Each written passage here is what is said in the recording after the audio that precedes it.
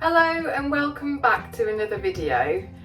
First of all, I just wanted to say thank you so much to everybody who has watched my previous videos, everyone who's liked them and left comments, and everybody who's subscribed to my channel. I didn't expect there to be so much interest in these videos, but it's really nice that people are interested in them, and it makes me want to create more videos in future. Now, quite a few people have asked me to do a tour of my narrowboat, and I do intend to do a proper tour in future, but I can't at the moment, and I thought I'd show you why that is. So this is what the boat currently looks like. This is where I was standing just now, and it's usually a seating area at the back of the boat, and the seating also turns into a bed for when I have guests.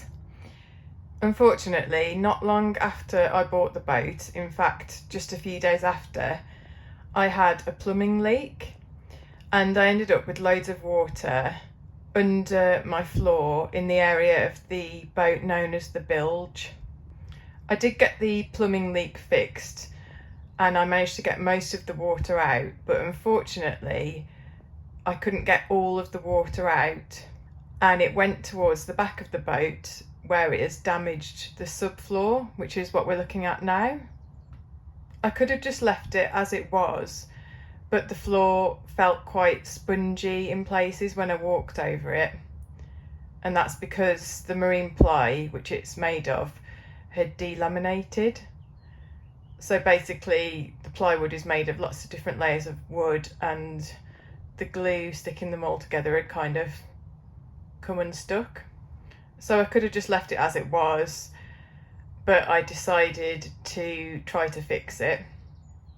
So what I had to do was take apart the furniture.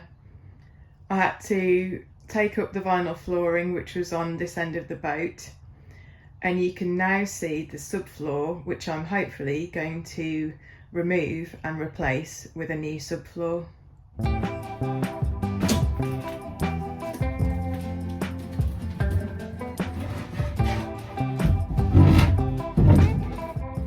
I've already managed to cut out this bit of subfloor using a jigsaw that I borrowed from some friends who are doing a house renovation. So that was really handy because I didn't have to pay anything to buy the tool. If you're wondering what the bricks are, they're the ballast bricks, and they, as far as I understand, are kind of like weights on the bottom of the boat, which make sure the boat doesn't tip over. I think it helps with balance basically. But this here is literally the bottom of my boat. It's made of steel, and I think it's about 10mm thick. So the other side of the steel is where the water is. So I've already managed to lift up about half of the subfloor that was damaged, and now I'm going to use the jigsaw again to cut out the other section and remove that as well.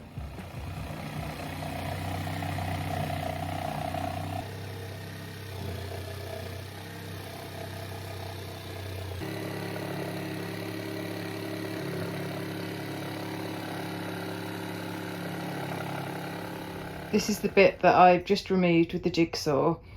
The white bits that you can see there are bits of insulation from the side of the boat, and I'm not sure why they're under the floor, because there shouldn't be insulation in this bit of the boat. I think they've probably just been left behind maybe when the boat was built, when I would have expected them to have been tidied away really, so it's a bit odd that they're still there. The remaining bit of subfloor that I'm standing on now is very spongy indeed. You can really feel the give in the floor when you stand on it. So I am glad that I'm doing this and replacing the subfloor, even though it's been quite a lot of effort to do, and I'm still not sure how it's going to go. I think it's definitely worth replacing this subfloor.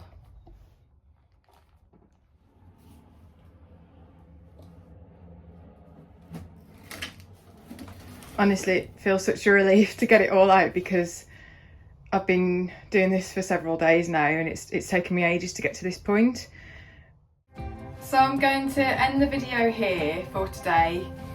I think I look a complete state. I'm covered in bits of rust and also green mould.